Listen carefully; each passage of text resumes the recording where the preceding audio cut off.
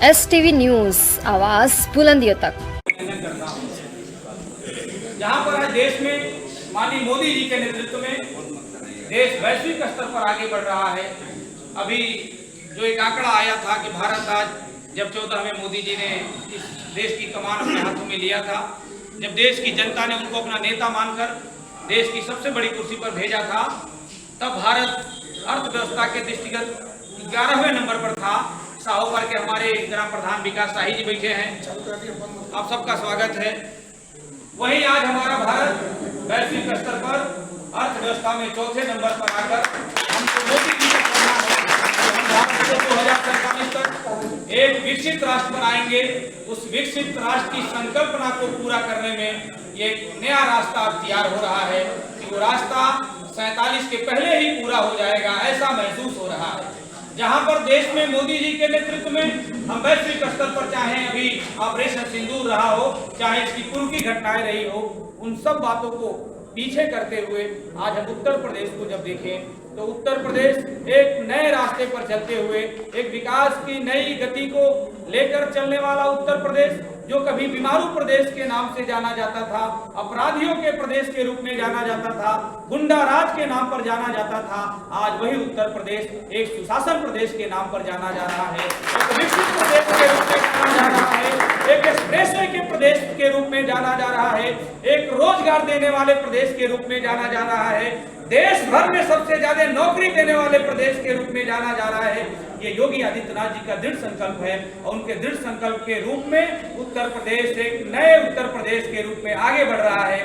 वहीं हम लोग इस विधानसभा को भी एक विकसित राष्ट्र बनाकर मोदी जी के विकसित विधानसभा बनाकर मोदी जी के सपने को साकार करने के लिए योगी जी के जो $1 ट्रिलियन की इकोनॉमी का विजन है, उस विजन को कैसे साकार किया जाए, उसके लिए हम लोग लगातार काम कर रहे हैं। और आज का दिन बहुत ही सौभाग्यशाली दिन है। सौभाग्यशाली इसलिए भी है कि आज जिस महारानी अहिल्याबाई होलकर जी की जन्म शताब्दी पर यह कार्यक्रम आयोजित हुआ है, वह एक ऐसी शासिका थी जिसके बारे में हमारे आदरणीय आनंद शाही जी ने, आदरणीय वीरेंद्र कुशवाहा जी ने, आदरणीय शिवहरि मिश्रा जी ने, इन सभी लोगों की बातों से अपने को जोड़ते हुए कि लोगों ने जितना भी कहा वो कम है। जैसे लोग कहते हैं कि सूर्य को दिया दिखाने के बराबर है, क्योंकि इसीलिए आज ये पंचायत प्रतिनिधि सम्मेलन हो रही है कि जहां पर आने वाले जनवरी फरवरी में पंचायत के उत्तर प्रदेश में चुनाव होने जा रहे हैं, जहां पर अहिल्याबाई होलकर जी की जो जन्म शताब्दी मनाई जा रही है, वो शताब्दी तभी पूरी हो पाएगी जब हम गांव में ग्राम प्रधान और अपने क्षेत्र पंचायत सदस्यों के जो हमारे जनप्रतिनिधि हैं, उनको हम सशक्त बनाकर उनके माध्यम से जनता की समस्याओं का समाधान करा पाएंगे। क्योंकि ग्राम प्रधान एक ऐसा अंग है प्रशासन का, शासन का, कि ग्राम प्रधान के बिना गांव का विकास संभव नहीं है। क्योंकि आपकी जो दूरदर्शी सोच है, आपकी जो राजनीतिक शिक्षा है, आपके काम करने के जो तौर तरीके हैं, आप जिस प्रकार से गांव में सेवा का काम करते हैं, वो नहीं यदि होगा तो गांव का विकास संभव नहीं है। तमाम विषयों पर हम लोग देखते हैं कि सबकी निगाहें गांव के प्रधान के ऊपर रहती है कि गांव के प्रधान ने ऐसा किया, गांव के प्रधान ने वैसा किया, लेकिन कभी वो सोच नहीं पाते कि गांव के प्रधान की कितनी मुश्किलें होती हैं और उन मुश्किल झंझावटों के बाद भी वो अपने घर अपने बेटे का तबीयत खराब रहता है, अपने बेटे का दवा बाद में कराता है, गांव के किसी व्यक्ति का इलाज कराने सबसे पहले हॉस्पिटल जाने का काम करता है। इसलिए कि गांव की जनता ने उन्हें अपना नेता मानकर, अपना प्रतिनिधि मानकर कि हम अपना दुख दर्द, अपनी समस्याएं आपको दे रहे हैं और धन्य है आप लोग। सामाजिक रूप पर जो राजनीति में रहता है उसके ऊपर कीचड़ उछलती रहती है। राजनीति लोग कहते हैं कि काली कोठरी है और इस काली कोठरी में रहकर आप अपने जीवन की शुचिता बनाकर, अपने घर परिवार की शुचिता बरकरार रखते हुए, अपने विकास के कार्यों को देखते हुए, अपने घर परिवार को देखते हुए गांव के लोगों की समस्याओं के लिए लड़ते रहते हैं। यही आपके काम करने की शुचिता है, यही आपके काम करने का नवा काम करते हैं, नए नए तरीकों से काम करते हैं। गांव के व्यक्ति को कैसे वृद्धा पेंशन मिलेगा, गांव के आवास विहीन व्यक्ति को कैसे आवास मिलेगा।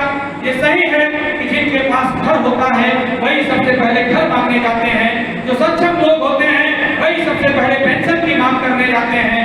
ऐसा सभी लोग नहीं करते, लेकिन अधिकतम लोगों को ऐसा देखा जाता है।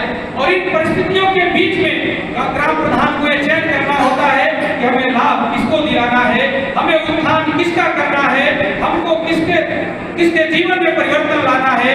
जहाँ पर पंडित दीनदयाल उपाध्याय जी का सपना है, जो अंत्योदय का सपना है, जिसे माननीय मोदी जी और योगी जी पूरा करने का काम कर रहे हैं, हम लोग विधायक के रूप में गांव के सर्वांगीण विकास के लिए आप सबके साथ मिलकर काम कर रहे हैं। अभी हमारे संयोजक आदरणीय रमेश यादव जी कह रहे थे कि विधायक जी आपको सबके साथ बैठना चाहिए। मुझे लगता है आज जितने भी हमारे प्रतिनिधि लोग आए हैं, मेरी महीने में निश्चित 1-2 बार सब लोगों के साथ वार्ता होती रहती है, मुलाकात भी होती रहती है, बातें होती रहती है।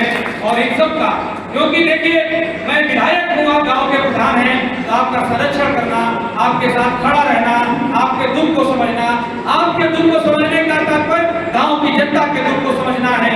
आपके साथ खड़ा होने का मतलब आपके गाँव के उन मूल लोगों के साथ खड़ा होना है जिनको सरकार की योजनाओं की जरूरत है। और हम सभी को मिलकर, केवल कोई विधायक, कोई मुख्यमंत्री, कोई प्रधानमंत्री गांव के हर व्यक्ति की समस्या का समाधान नहीं करा सकता। गांव के लोगों की समस्या का समाधान यदि कोई करा सकता है तो वो आप हैं। गांव के जो हमारे ग्राम प्रधान हैं, हमारे क्षेत्र पंचायत सदस्य हैं, आप गांव के एक लोगों के दुख दर्द को समझने का काम करते हैं। हम लोग देखते हैं गाँव में कि गाँव के प्रधान, गाँव का कोई व्यक्ति बाहर विदेश में कमा रहा है और उसके परिवार में कोई समस्या आ जाती है, तो गांव के प्रधान उस परिवार के साथ खड़ा होकर उनके बेटे की तरह, उनके घर परिवार की तरह, उनके भाई की तरह, उनके घर की हिफाजत भी करने का काम करते हैं। इसलिए मैं आप सबका आज अहिल्याबाई होलकर जी की जयंती पर हृदय से अभिनंदन करता हूँ, स्वागत करता हूँ कि वास्तव में इस देश के लोकतंत्र के सजग प्रहरी आप ही हैं और आपके बिना इस देश के लोकतंत्र की रक्षा नहीं हो सकती। आपके बिना इस देश के लोकतंत्र का विकास नहीं हो सकता। आपके बिना इस देश के गरीबों के जो अंत्योदय का सपना है वो पूरा नहीं हो सकता। इन सब योजनाओं को यदि पूरा करने का मूल रूप से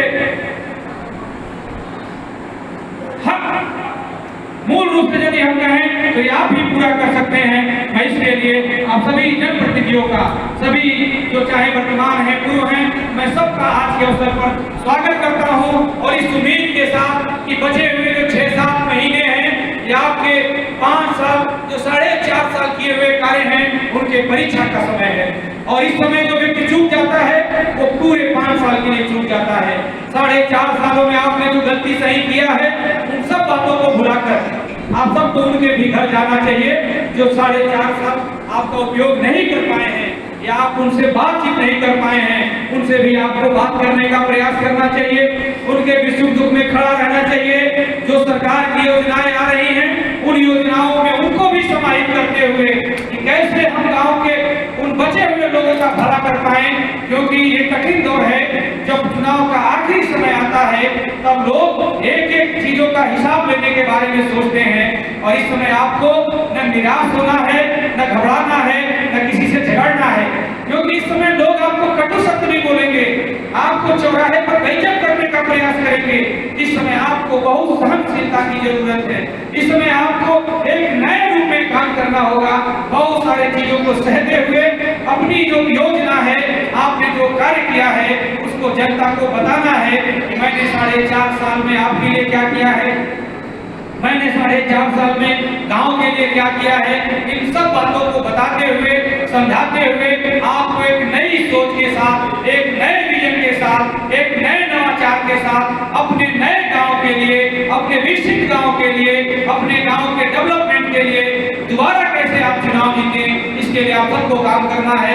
उसमें हम लोगों की जहां भी उपयोगिता महसूस हो, हम लोग आपका संरक्षण करने के लिए, आपका स्वावलंबन के लिए, आपके संवर्धन के लिए, आपके विकास के लिए, आपके गांव के विकास के लिए हम लोग हर प्रकार से तत्पर हैं, हर प्रकार से खड़े हैं। और आपका विकास ही गांव के विकास का रास्ता तैयार करेगा।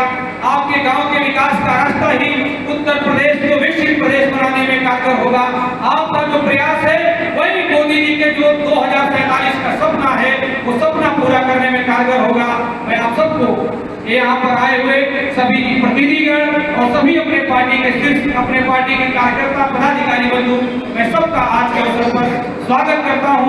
और महारानी अहिल्याबाई होलकर जी के चरणों में सदा सुमन अर्पित करते हुए इनका जो कार्य करने का तरीका था, इनके जो कार्य थे, उनसे हम अनुसरण करते हुए अपने भी गांव के विकास के लिए हम कैसे काम करें, मैं आप सबका अभिनंदन स्वागत करता हूं। अभी हमारे बीच में दुसवा के ग्राम प्रधान कुबेर मदेशिया जी पहुंचे हैं, आपका भी स्वागत है।